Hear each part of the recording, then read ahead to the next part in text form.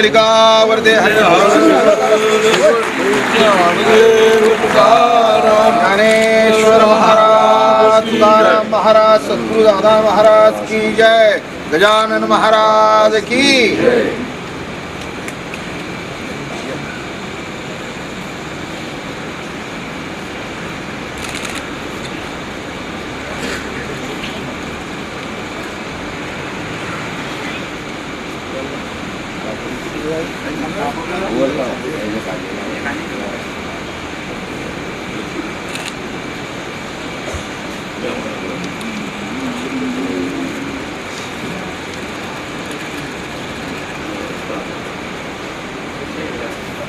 अध्यक्ष आदरणीय तात्यासाहेब गोडसे हे करते.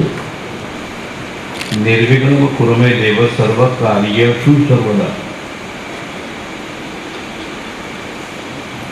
परम पूज्य बाबा महाराज सातारकर, आई महाराज, माई महाराज,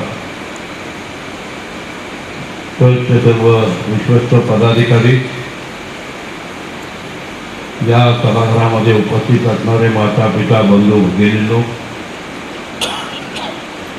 पूर्ण आज 1 वर्ष झालं. मागील वर्षी रानाडे बालक मंदिरामध्ये महाराजांचं एक अखंड 1 महिना असंच प्रवचन चातुर्मासानिमित्तानं झालं आणि आपण सर्वांनी आनंदानं तिथं उपस्थिती ही जी काही आपली जी दाखवली. आजचा पहिला दिवस आहे, पाऊस पडतोय, तरी सुद्धा आमच्या बंधू भगिनींनी चांगल्या प्रकारची उपस्थिती. पुण्याचं नव्हे तर ह्या महाराष्ट्रामध्ये अनेक भाविक ह्या महाराष्ट्रामध्ये पुणे शहरामध्ये तर आहेतच आहे, कारण पुण्याचं एक विशेष प्रेम महाराजांच्यावर आहे. आपण म्हणाल की जागा आपण बदलली, ते तिथं बरं होतं, थोडंसं मध्यवर्ती होतं, परंतु तिथल्या ज्या काही अडचणी आहेत त्या अडचणी आपल्या सर्वांच्या त्रासाच्या त्या आम्हाला वाटत होत्या, म्हणून आम्हाला तिथली जागा बदलावी लागली. पण पावसाळ्याचे दिवस आहेत, तिथे जरा पाऊस पडू लागला की पाणी भरतं, आणि पाणी भरलं तिथे काढणं फार मुश्किल होतं, फार त्रास होतो, आणि आमच्या भाविकांना सुद्धा फार त्रासाचं घडतं ते. तेव्हा असं ठरवलं की गणेश क्रीडा आता फार धोकामध्ये केलेला आहे, आपल्यापुढं श्रमणीय असं प्रवचन करणार. मग श्रीमंतांच्या दृष्टीनं जागा कशी असावी, श्रीमंती ठाठातच असली पाहिजे असं आम्हाला वाटतं, आणि म्हणूनच ह्या जागेची निवड केली. किंवा जागेची आदलाबदल झाल्याबद्दल मी आपली सर्वांची क्षमा मागतो माझ्या ट्रस्टच्या वतीनं. आणि आता हा पहिल्या दिवसाचा सोहळा अखंड 1 महिनाभर चालणार आहे. मी ट्रस्टच्या वतीनं आपल्या सर्वांच्या चरणाजवळ अशी प्रार्थना करतो की सर्वांनी बरोबर 7 ते 8 ह्या वेळामध्ये महाराजांच्या प्रवचनाचा अखंड आपण 1 महिनाभर लाभ घ्यावा, आपलं जीवन सफल करावं. महाराज नुसतं तुकाराम, ज्ञानेश्वर, भगवान श्रीकृष्ण, भगवान राम हे तर सांगतातच सांगतात, परंतु तुमच्या माझ्या प्रपंचात असणारे जे बारकावे आहेत, जे आपल्याला सर्वजित अडचणीमध्ये जे टाकतात ते बारकावे, त्याची उकल करून त्याच्यातनं आपण कसे सुटून जाऊ हा मार्ग सुद्धा महाराज प्रवचनाच्या निमित्तानं तुमच्या आणि माझ्या पुढे ठेवतात. आणि आपल्याला एक मार्ग सापडतो, एक रस्ता सापडतो. त्या रस्त्याने महाराजांनी सांगितल्याप्रमाणे आपण गेलो तर निश्चितप्रमाणे आपण यशाच्या पायरीवर उभं राहण्यासारखं आपल्याला त्याचं समाधान मिळणार आहे. तेव्हा मी आपल्याला कोणाच्या एका ट्रस्टच्या वतीनं प्रार्थना करतो की आपण असा अखंड 1 महिना येऊन या संबंध महाराजांच्या या संबंध प्रवचनाचा आपण लाभ घ्यावा. सत्कार करू.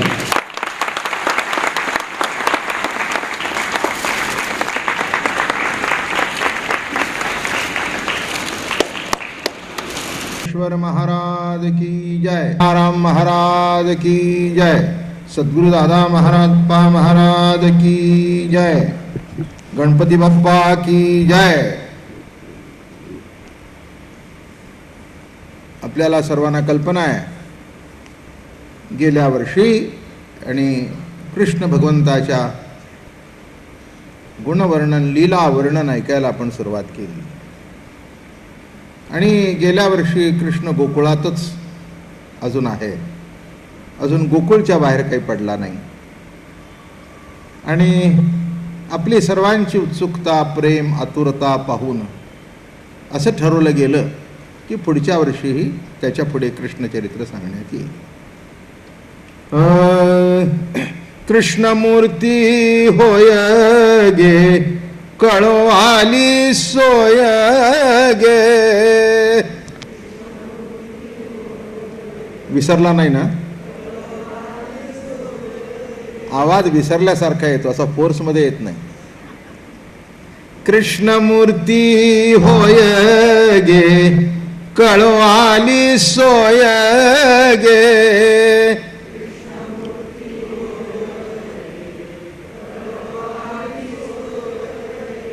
प्राणाचाही प्राण पाहता सुख सांगो काय गे. छान. प्राणाचाही प्राण पाहता सुख सांगो काय गे.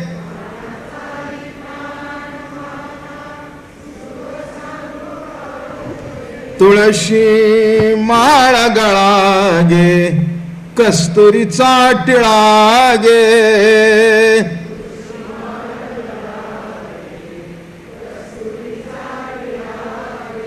तुळशी माळ गळा गे, कस्तुरीचा टिळा गे.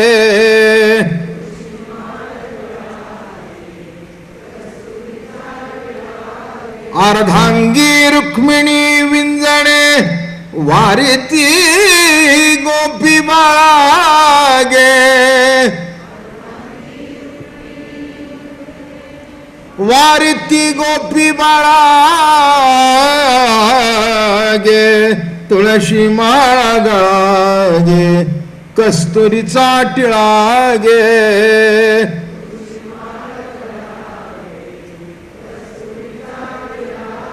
पितांबराची कास गे, कसली सावकाश गे.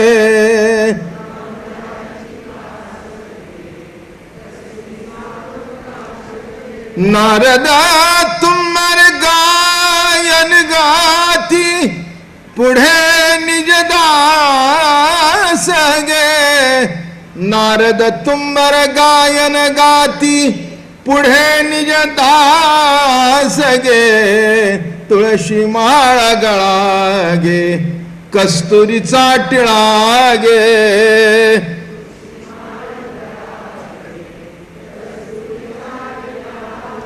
भक्त कृपेची माय गे, ओळखो आली विठाई गे.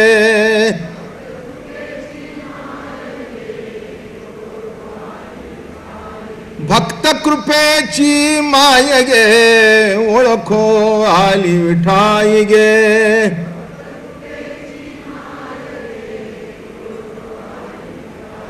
एका जनार्दनी विठे जोडियले पाय गे. तुळशी माळ गळा गे, कस्तुरीचा टिळा गे.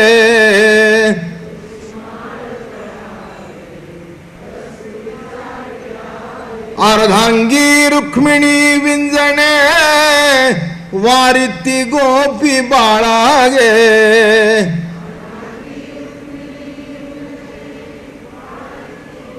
बाळा गे. तुळशी माळ गळा गे, कस्तुरीचा टिळा गे.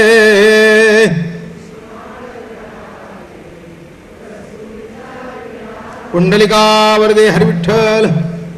ज्ञानदेव तुकाराम, ज्ञानेश्वर महाराज तुकाराम.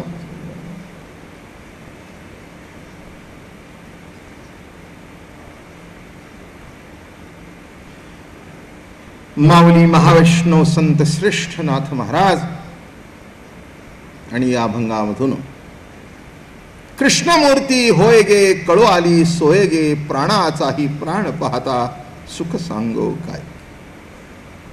हा 1 महिना अभंग रोज म्हटला, आता हे रोज म्हणणार आहोत. भगवंतानी अनेक अवतार घेतले. आपण जन्माला येतो आणि देव अवतार घेतो. जन्माला येणाऱ्या माणसाच्या हातात नसतं कुठे जन्माला यावं, कोणाच्या पोटी जन्माला यावं, गरिबाकडे यावं का श्रीमंताकडे यावं, चांगल्याकडे यावं का वाईटाकडे यावं, संताच्या पोटी यावं का चोराच्या पोटी यावं. म्हणून मनुष्य कुठे जन्माला आला याच्यावरून त्याला कमी लेखण्यात काही हशील नाही, पण तसं घडतं. उच्च कुळामध्ये जन्माला आलेला माणसं म्हणतात श्रेष्ठ कुळातला आहे, मध्यम कुळातला आहे, अगदी निकृष्ट कुळातला आहे असं माणसं म्हणतात.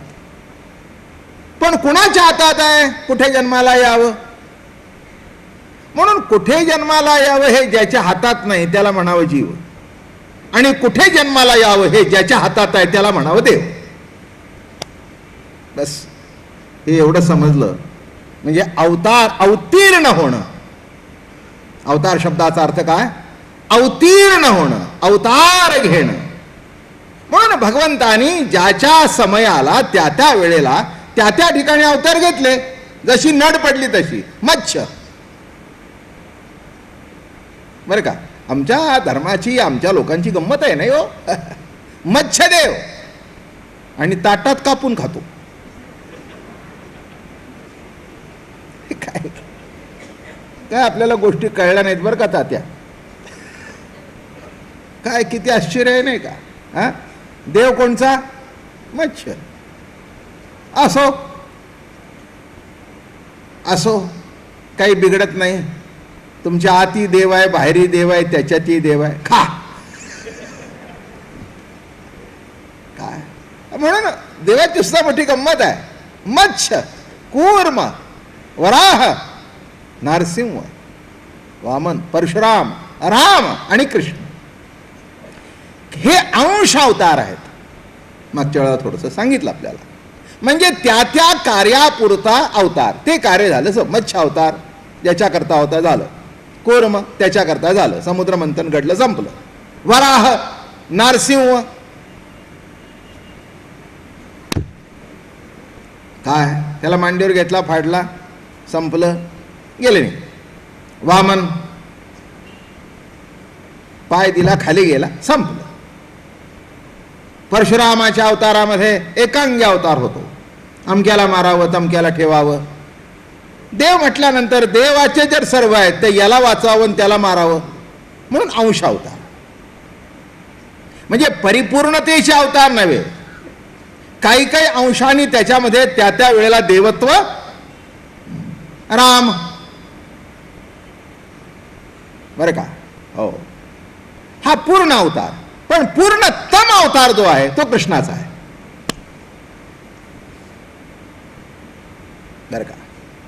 ज्यांनी सर्वांचं ऐकलं तो राम, आणि ज्यांनी सर्वांना ऐकायला लावलं तो कृष्ण. माझं बोलणं समजलं? ज्यांनी सर्वांचं ऐकलं तो राम. रामाने कुणाचं ऐकलं नाही. तुम्हाला आश्चर्य वाटतं आईचं ऐकलं. अहो, आईचं काय, धोव्याचंही ऐकलं. आपण जर बारकाव्याने बघाल तर आपल्याला कळून येईल. कुणाचं ऐकलं? धोव्याचंही ऐकलं आणि मनापासून ऐकलं. इतकं ऐकलं की चाचा म्हणण्यावरून जानकीला अरण्यामध्ये लक्ष्मणाला सोडून द्यायला लावलं. आश्चर्य नाही? असं तुम्ही कराल का?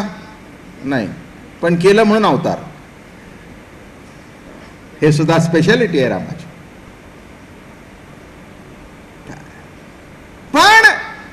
या अवतारामध्ये कुणाचंच ऐकलं नाही.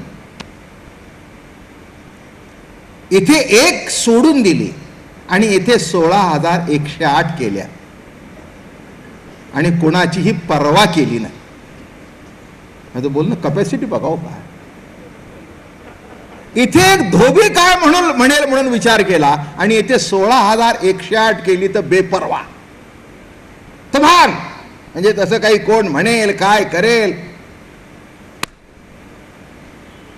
बरं का.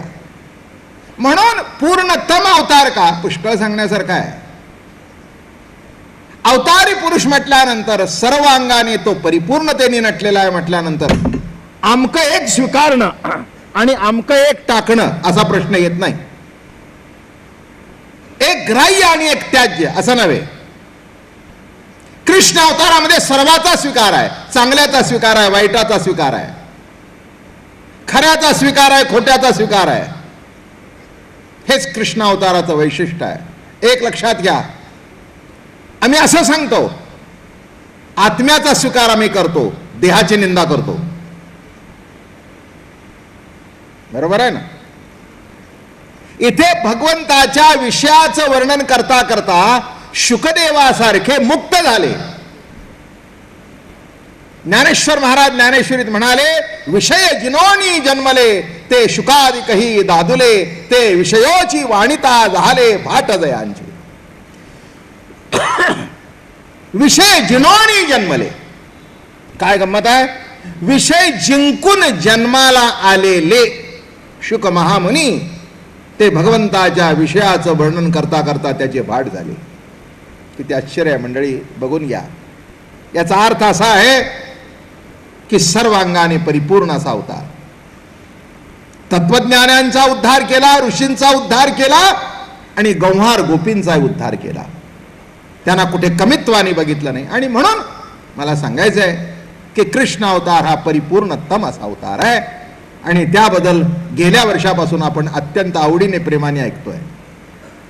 कृष्ण लीला सुद्धा आपल्याला अनेक तऱ्हेने सांगितली आणि म्हणून थोडीशी प्रस्तावना करतो. रमण रूपाने जी सत्ता प्रगट होते त्याला राम म्हणावं आणि कर्मरूपाने जी सत्ता प्रसरण पावते त्याला कृष्ण म्हणावं. कर्मस्वामी तू कृष्णनाथा इंद्रिय क्रिया समस्था कोणा न करवे अन्यथा कर्म नियंताच कृष्ण. कर्माचं नियमन जो करतो तो कृष्ण. म्हणणं कळलं का. कर्माचं नियमन जो करतो तो कृष्ण. त्याच्या सत्तेने चालतं. डोळे हलणं, चालणं, बोलणं, उठणं, बसणं. तुकाराम महाराजांनी प्रश्नच विचारला, चाले हे शरीर कोणाची असत्ते कोण बोलविते हरिवीण. म्हणून दुसरा अभंग गाताना म्हणाले, कृष्ण माझी माता कृष्ण माझा पिता भगिनी बंधू चुलता कृष्ण माझा. म्हणून हे कर्म ज्याच्या सत्तेने चाललंय तो कृष्ण.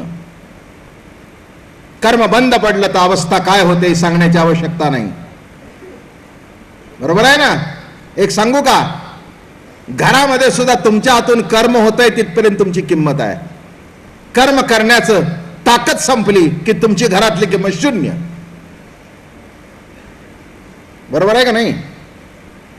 म्हाताऱ्या माणसांना माहिती आहे काय. रिटायर्ड झालेल्यांना तर जास्तीच माहिती आहे काय. जे रिटायर झालेले आहेत, अजून सांगतो, रिटायर झालेत पण काम करतायत ठीक आहे. रिटायर होऊन घरात बसून स्वतःनी काही होत नाही, एकदम किंमत कमी. मग कधीही वर तोंड करून न बोलणारा मुलगा सुद्धा म्हणतो आपल्याच्याने होत नाही, जरा बसून तरी राहा की. पण तुम्हाला सवय झाली आहे वट वट वट वट करायची. माझं बोलणं कळलं. याचा तुम्हाला कोणाला अनुभव नसेल.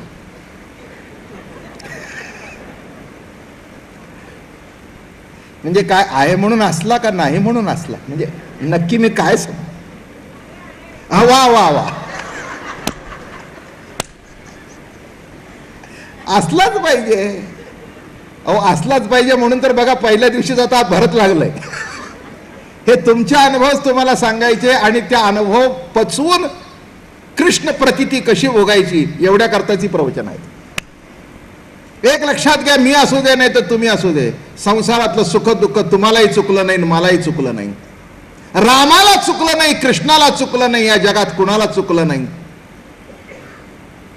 पण एक सांगतो, तोंड आहे तेव्हा खावं लागतं, पण उत्तम प्रकृती ती म्हणावी की जो जिलेबी पचवतो आणि मिरची पचवतो. बोलणं समजलं का?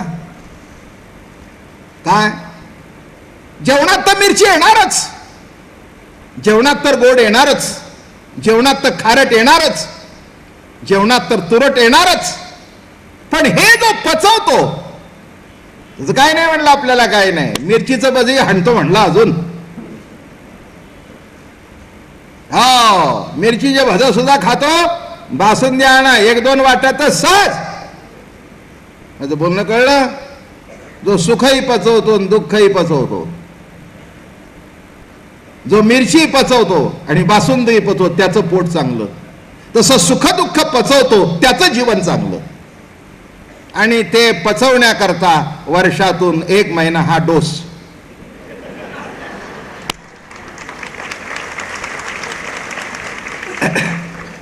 म्हणजे एक लक्षात घ्या, हा मी डोस तुम्हाला देतो असं नव्हे, इथे बसण्यापूर्वी मी पितो आणि मग तुम्हाला वाटतं.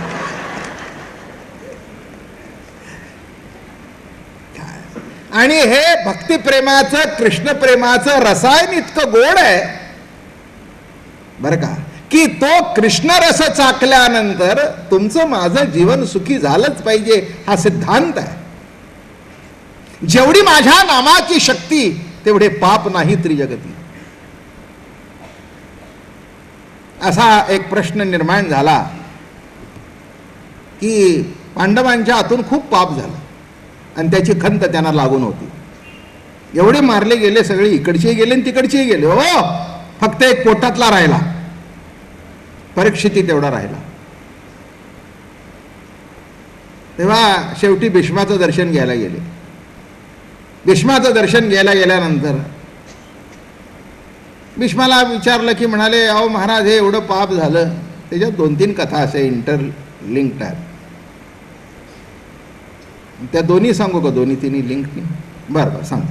काय आता सांगायचंच आहे, तुम्ही सांगा म्हणायचं ना आम्ही सांगायचं, तुमचं ऐकल्याशिवाय राहायचं नाही, कारण तुम्ही आमचं ऐकताय गप्प बसून. तुम्ही जर 1 तास गप्प बसून ऐकताय तर आम्हाला तुम्ही म्हणाल ते आम्ही सांगतो. तसं इंटरलिंक कशी आहे बघा गोष्ट. जेव्हा हे सगळे म्हणाले की चला भीष्माला विचारू, अनुभवी आहेत, द्रौपदी तिथे होती, याचं काय ऐकता म्हणले, हा काय धर्म सांगणार आहे? ठीक आहेत माझे सासरे आहेत, गुरुस्थानी आहेत, पण माझ्या साडीला हात घातला तेव्हा हे गप्प बसले होते माना खाली घालून.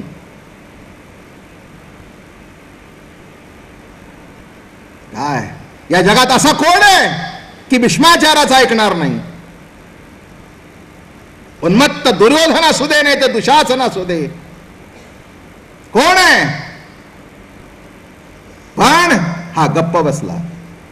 हा काय बोध करणार आहे? बायकांची लाज लुटत असताना आणि ती सुद्धा स्वतःच्या सुनेची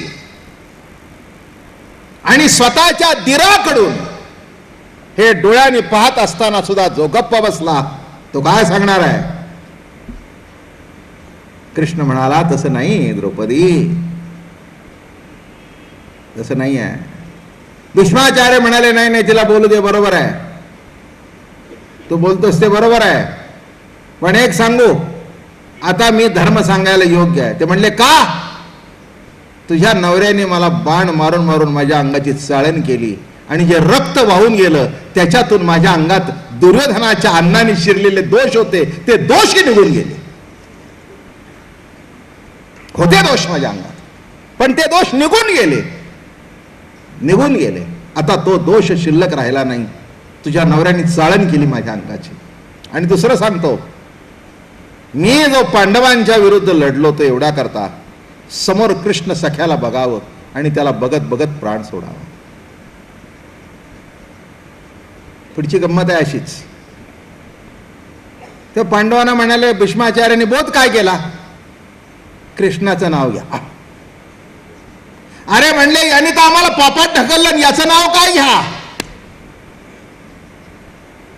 याच्या जर मनात असतं युद्ध होऊ नये तर ते झालं नसतं, पण यांनी ऐकलं नाही. याचं नाव काय घ्या? तेव्हा भीष्माचार्य म्हणाले, असं नका म्हणू. शुकदेवजी सांगतात, अरे कृष्णाच्या नखावर जरी लक्ष गेलं, नुसतं नखावर, संपूर्ण नाही, नुसत्या नखावर जर तुमची नजर केंद्रित झाली तर कोटी जन्माचं पाप धुवून निघेल. एवढा हा कृष्ण आहे. आणि तो कृष्ण तुम्ही आणि मी 1 महिना ऐकणार आहोत. तेव्हा पापाचा विचार करू नका आणि पुण्य किती जोडेल याचाही हिशोब करू नका. त्या कृष्ण सख्याच्या चिंतनामध्ये एकरूप होऊन जा, म्हणजे एक दिवस तुम्ही आम्ही कृष्णरूप होऊन जाऊ. एवढ्या करताच ही कृष्ण कथा आहे. एवढ्या करताच कृष्ण कथा. याच्यापेक्षा दुसरं काही मला काही कळत नाही. मला काही कळतं म्हणून तुम्ही येता असं नव्हे, पण आवडतं म्हणून येता. काय सगळ्याच लोकांचं माझ्यावर खूप प्रेम आहे. तात्या आत्ता म्हणाले, त्यांचा अर्थ तुमच्या लक्षात आला नाही. ते म्हणले, बाबा महाराज श्रीमंत आहेत आणि श्रीमंताकरता हॉल सुद्धा असाच पाहिजे. त्याचा आतमधली चर्चा होती. मी म्हटलं, मी जगात इतका मोठा श्रीमंत आहे की जगातले 20,000 कोटी आत्ता ज्यांची भांडणं चालू होती त्यांच्यापेक्षाही मी श्रीमंत आहे. टाटा बिर्लापेक्षाही श्रीमंत आहे. कारण का? माझ्याकडे पैसे तेवढे नसतील, पण भर पावसात तुमच्यासारखा हॉल भरवून टाकणारे मंडळी आहेत. ही माझी श्रीमंती फार मोठी आहे. ही मोठी श्रीमंती आहे. माझ्याकडे खूप मोठी श्रीमंती आहे. ती म्हणजे तुमचं प्रेम, तुमची आपुलकी, तुमचा जिव्हाळा.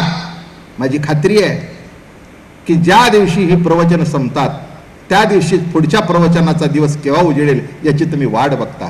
सत्य आहे का नाही? ही वस्तुस्थिती आहे. मला माहिती आहे. मला श्रोत्याचं अंतःकरण कळतं. म्हणून कुठे गेलं तरी असाच समाज येतो, आवडीने येतो, प्रेमाने येतो. कशा करता सांगितलं मी? माझ्याकडे ज्ञान नाही आहे, पण कृष्ण सख्याचं प्रेम जे काही सद्गुरु कृपेने वाटणीला आलं ते तुम्हाला वाटावं. वाटणीला आलं ते वाटतोय. एकटा वाटणी घेणारा मी नाही. काय एक सांगू का? संसारातली वाटणी निराळी आणि परमार्थातलं धन असं आहे, ते वाटावं. वाटावं म्हणजे वाढतं. पूर्वार्जित होते पुण्य तेने हे चरण आतुडलो. पूर्व जन्मीचं काहीतरी सुकृत आहे, जे हे महाधन परमार्थिक. कृष्ण सख्यासारखं धन काय आहे? महाराज म्हणाले, तुकाराम महाराज म्हणतात, मी श्रीमंत आहे. का म्हणतात? अभंग माहिती आहे का? ते असं आहे, धन घरी पांडुरंगा अभंग जे सरेना. काय गोड लिहित आहे, धन घरी पांडुरंग. माझ्या घरामध्ये धन पांडुरंग आहे. हो आहे, माझ्या जन्माच्या पूर्वीपासून आहे. हो, 130-35 वर्ष होऊन गेली. या घरामध्ये पांडुरंगाची म्हणजे कृष्णाचीच पूजा आहे. पांडुरंग म्हणजे कोण? गोकुळाहुनी झाला येता, पंढरपूरला आला म्हणून आपल्याकडे गोपाळ कालाय. मंत्रामध्ये जय जय राम कृष्ण हरी हा जप आहे. आणि म्हणून मंडळी ऐका, त्या कृष्ण सख्याचं नुसतं चिंतन केलं, जन्मजन्मांतराचं पाप धुवून जातं. मग त्या कृष्णाचं चरित्र ऐकलं, चरित्र ऐकता ऐकता तुमचा कंठ जर सद्गदित झाला, तुमचं अंतःकरण प्रेमाने भरून आलं, तर जीवनामध्ये काय पाहिजे बाबा? कर्मस्वामी तू कृष्णनाथा, कृष्णनाथा. अरे साधा सुद्धा नाथ मिळाला तर बाई तोऱ्यात चालते. साधा नाथ, मरकानाथ. माझं बोलणं कळलं की नाही? एखाद्या बाईला साधा जरी नवरा भेटला, काय माझ्याशी चालते ती. हो, तुम्ही एक गंमत बघा, लग्न झाल्यापूर्वीच्या पोरी, झाल्यानंतरच्या पोरी, बरं का. आणि काय ते कपडे बिपडे काय थाटात येते, रुबाब मध्ये येते. मी एकेला विचारलं, अशीच अगदी रुबाब मध्ये होती, साडी काय, अमकं काय, तमकं काय, पाटल्या काय. मी म्हटलं एवढा रुबाब? म्हणले माझे मिस्टर इंडस्ट्रियलिस्ट आहेत.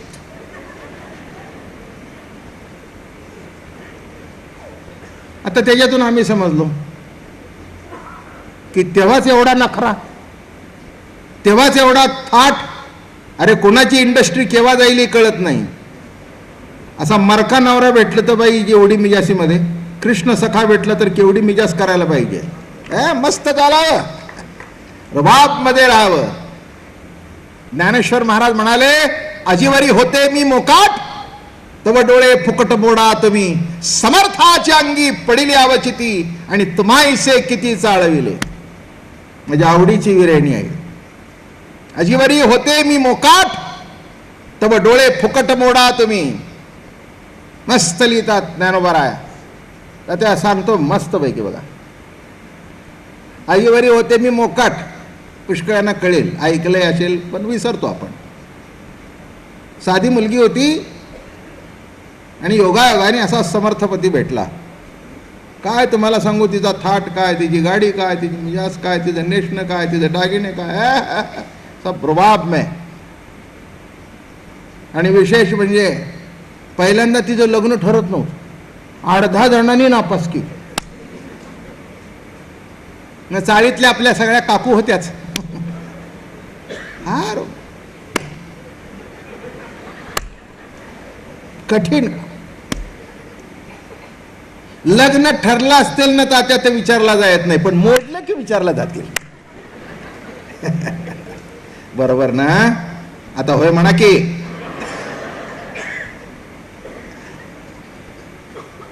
काय किती गंमत आहे. याला म्हणावं जीवन, याला म्हणावं मनुष्य स्वभाव. ठरलं की नाही माहिती, ठरलं. नाहीतरी फार दिवसच रखडली होती, ठरायलाच पाहिजे होतो. हे लावला टिळा, काय करावं. आता ठरलं तर आनंद मान की नाही. नाही हो काय हो काकू, निदान 7-8 ठिकाणी तरी दाखवली असेल नाही. हा अगं बया गप्प बस की, ठरलं ना आता. पण तुम्हाला सांगू, जे ठरलं ते असं ठरलं, त्या लत्त्यात नव्हतं असं ठरलं. डावी होती पण उजवी झाली. थाटात तुम्हाला सांगू, लग्न बिग्न झालं आणि त्या पहिल्यांदा आली गल्लीमध्ये मर्सिडीज, रुबाब मध्ये अशी बसून राहिली टेकून बिकून. सगळ्या चाळीतल्या बायकांना कळे ना, गल्लीतले. पुण्यातला शब्द सांगतो, वाड्यातल्या बायकांना. सगळे शुक्रवार अमके तमके, शनिवार सगळे नारायण अमकं, तर काय त्या सगळ्या इकडच्या तिकडे सगळे वाडेच पूर्वी. आता वाडा संस्कृती शिल्लक राहते नाही. आता फ्लॅट आले म्हणून सगळे फ्लॅट होत चालले. पूर्वीची वाडा संस्कृती होती, एकमेकाचं कुटुंब सगळं पापड बरोबर, कुरड्या बरोबर, आमका. आता बरोबर काहीच नाही, बरोबर बाजारात जायचं आणि बरोबर पापड विकत घ्यायचे. तात्या काय सांगू तुम्हाला, या लिज्जतनी या बायकांची इज्जत घालवली. यालाही टाळ्या वाजवत घालवणीला लिज्जतनी तुमची इज्जत. काय काय काय कठीण आहे बाबा, हे आश्चर्यच आहे सगळे. एकंदर जीवनाचा विचार केला तर किती कठीण आहे. पण समर्थ पती भेटल्यानंतर काय रुबाब आहे तिचा. अरे असा कुठचा तरी गाडीवाला भेटला तर एवढा रुबाब. कृष्णमूर्ती होयगे कळवाली सोयगे, आणि प्राणाचाही प्राण पाहता सुख सांगो काय. प्राणाचा प्राण कृष्ण सखा भेटल्यानंतर अरे काय कमी आहे. बाप रुक्मादेवर दीनानाथ भेटला आणि विठ्ठल विठ्ठल झाला देह माता. कोण भेटला? दीनानाथ. दिनांचा नाथ भेटला, आणि दिनाचा नाथ भेटल्यानंतर सामान्य का होईना पण असामान्य झाली. तसं बहुजन समाज, सर्व समाज अतृप्त होता. त्याला परमार्थाचा अधिकार नव्हता, जवळ कुणी घेत नव्हतं. आणि कृष्ण भगवंतानी सर्व समाज एकत्र करायला सुरुवात केली, आणि त्याचीच परंपरा वारकरी संप्रदायाने चालू ठेवली. म्हणून कृष्णमूर्ती होय गे कळो आली सोय गे. काय शेवटी आपली सोय कुठे लागेल हे महत्वाचं. राहण्याची सोय, बसण्याची सोय, खाण्याची सोय, पिण्याची सोय, बोलण्याची सोय. पुष्कळशे लोक अमेरिकेला जाऊन परत येतात. हे म्हातारे कोतारे बाळांपणा काय इतकी काही तुमची पोरं इतकी तुमच्यावर प्रेम करतात का काय जणू काय तुम्हाला अगदी हा लाख रुपये तिकीट खर्च करून नाही फुकटची लस. आणि शेवटी हे निघून जातं त्यांच्याशी बोलायला कोणीच नसतं. जेवढे जेवढे माझ्याकडे आले तेवढे म्हणले महाराज 2 महिने बरं वाटलं पण 3ऱ्या महिन्याला असं वाटलं केव्हा जातोय आपल्या पुण्याच्या सदाशिव पेठेत, केव्हा जातोय आपल्या पुण्यातून गप्पा मारतोय. काय कसं काय नाही बाई अहो काय तुम्हाला सांगू, सून सकाळी जायची, मुलगा सकाळी जायचा, रात्री यायचे, आलं तरी मान खाली घालून त्या टक टक टक टक टक टक टक त्याचं थोबाड बघत बसायचे. आमच्याकडे बघायला कोण नाही. अहो सगळं होतं पण बोलायला कोणी नाही. कळलं का माझं म्हणणं? कळलं. प्रत्येक ठिकाणी सोय, बोलण्याची सोय, खाण्याची सोय होती, झोपण्याची सोय होती, पण बोलायला कोणी. हा अवघड आहे एकंदर गणित. तसं जीवनामध्ये सोय लागताना शब्दाचा जेव्हा मनुष्य म्हणतो शा अगदी उत्तम आहे, जेवणा खाण्याची काही तोटा नाही आहे, पेन्शन चालू आहे, महिना 5,000 पेन्शन आहे, मस्त आहे, नवरा बायको पोरं आपापल्या आहेत, आणि तसं काही नाही, आले तरी ठीक आहे नाही तरी ठीक आहे. महाराज ज्ञानेश्वरी वाचतो, अधूनमधून कार्यक्रमाला जातो, वारी करतो, मस्त आहे, आपली सोय आहे. माझं म्हणणं कळलं का? सोय लागणं महत्वाचं, बसण्याची, बोलण्याची, खाण्याची, पिण्याची. आता हे खुर्च्या असून जी माणसं पुढे बसलेली आहेत हे का, याचं उत्तर मी देतो, तुमच्या बाजूनेच देतो. हे उत्तर तुम्हाला मला जवळून बघायची आहे, ही सोय आहे म्हणून तिथे बसा म्हटलं तरी इथलं कोणी हल्ला, कारण ही माणसं सगळ्या माझ्या परिचयाची आहेत पुढे बसलेली. हे बघितले की नाही सगळ्यांना हे मला माहिती आहे, तिथे सगळे पुढे बसणारे होते. मी तात्यांना सुद्धा म्हटलं खुर्च्या असून हे पुढे का बसलेत माहिती आहे का? यांना बाबा महाराजांना 5-7 फुटाच्या अंतरावरून बघायची सवय झालेली. आता खुर्च्या जरी असली तरी हे पुढचे बसणारे जे होते त्यांची गैरसोयच ना. माझं म्हणणं कळलं? इथे बसण्यामध्ये सुद्धा काय आहे, खाली मांडी घालून बसता येत नसेल, पण जी ऐकण्याची जवळून सोय म्हणून बसताना सुद्धा सोय, ऐकताना सुद्धा सोय, जेवताना सुद्धा सोय, मरताना सुद्धा सोयीने मरावं. नाही तर मागचे शंक करतात. अहो काय तुम्हाला सांगू, 10 वाजता मेला, 10 वाजता नाश्ता सुद्धा केला नव्हता, निमंत्रण आलं आणि कोणी आलं नाही म्हणून रात्री 1 वाजला. काय तुम्हाला सांगू, म्हणजे तो मेला म्हणून मरावं सुद्धा केव्हा, 12 वाजता जेवून 2 वाजता झोप झाली की निरोप यावा, मेले बाय.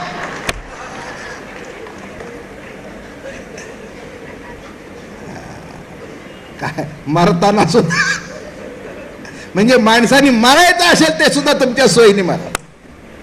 मी काय सांगितलं कळलं का? कृष्णमूर्ती होय गे कळो आली सोय गे. तसं मागचे सगळे अवतार झाले पण एकाही अवतारामध्ये सामान्य माणसाची सोय लागली नव्हती.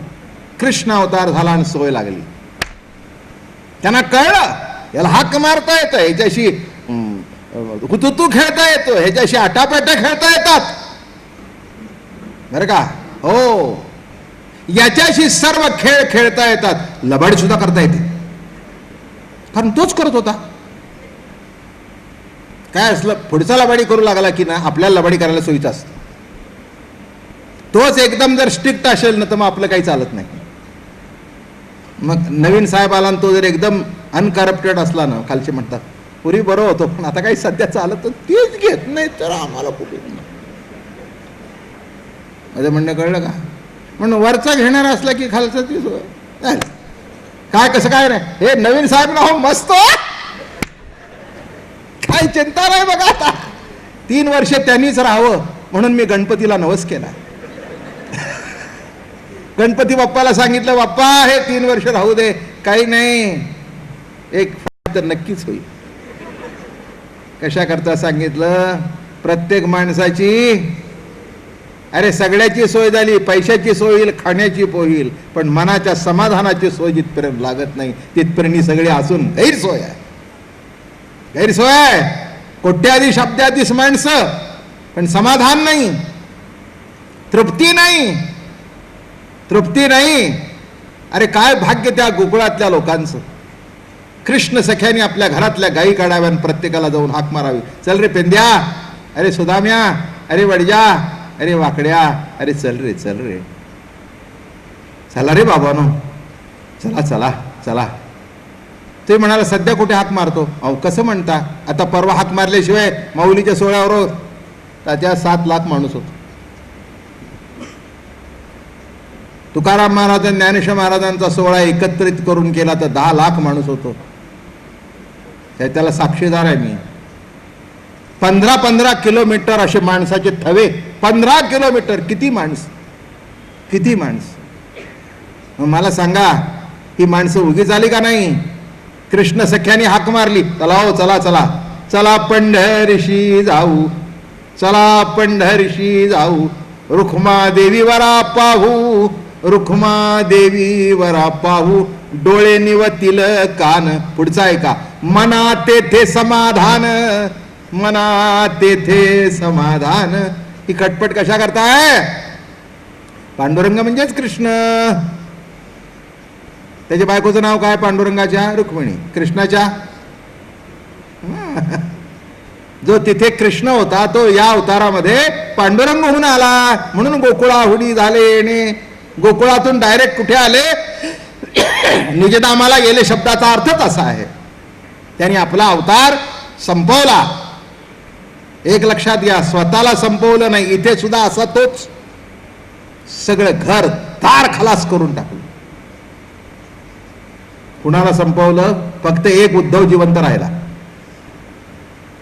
माझं म्हणणं कळलं का? आणि त्याला बद्रिकी आश्रमीला पाठवलं. एकादशकंद काढून बघा. एकादशकंद तो उद्धवा करता झालेला आहे. हो, एकादशकंद कुणाकरता झाला? उद्धवा करता झाला. सगळे खलास, नातं गोतं सगळं संपून टाकलं आपल्या हाताने. उन्मत्त झाले, मदिरा पिले, एकमेकाला शिव्या देऊ लागले. देवाला कळेना काय झाले, सगळ्यांना कळेना हे कसं घडलं. नाही म्हणाले, हा शाप नडतोय.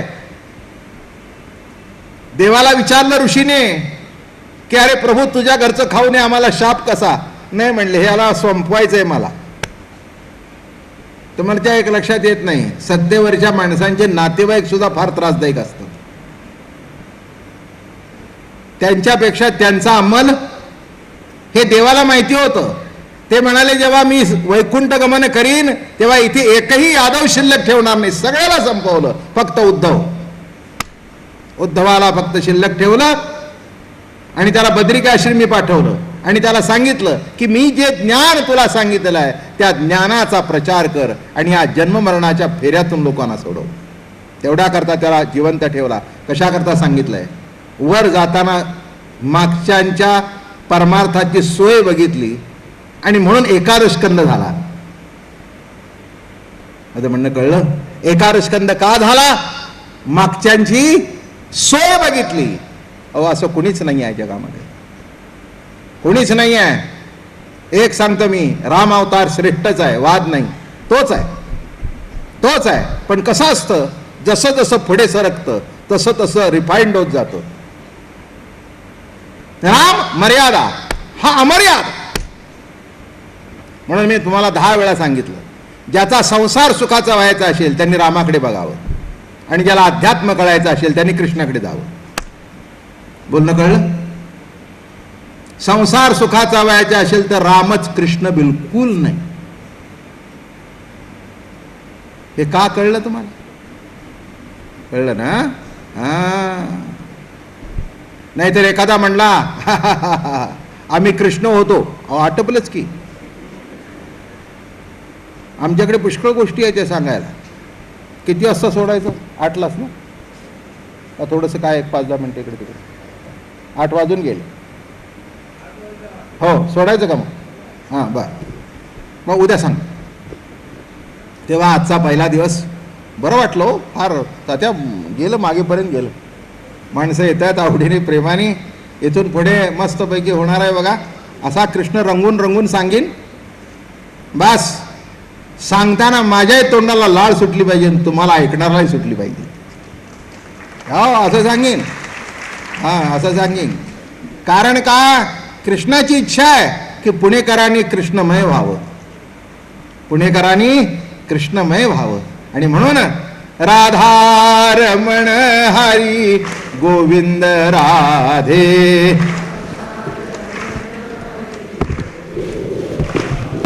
राधारमण हरी गोविंद राधे. गोविंद राधे हरी गोपाल राधे. गोविंद राधे हरी गोपाल राधे. गोविंद राधे हरी गोपाल राधे.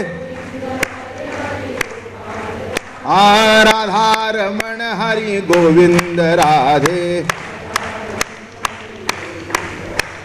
राधारमण हरी गोविंद राधे. पुंडलिकावरदे हरी विठ्ठल.